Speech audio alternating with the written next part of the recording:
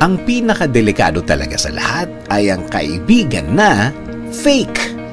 Iba ang sinasabi sa harap mo, iba ang sinasabi kapag nakatalikod ka. Yan ang fake friend. Mga taong dapat hindi mo kasama.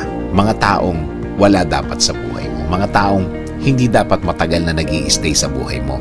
Mga taong sana nga maiwasan sa buhay mo.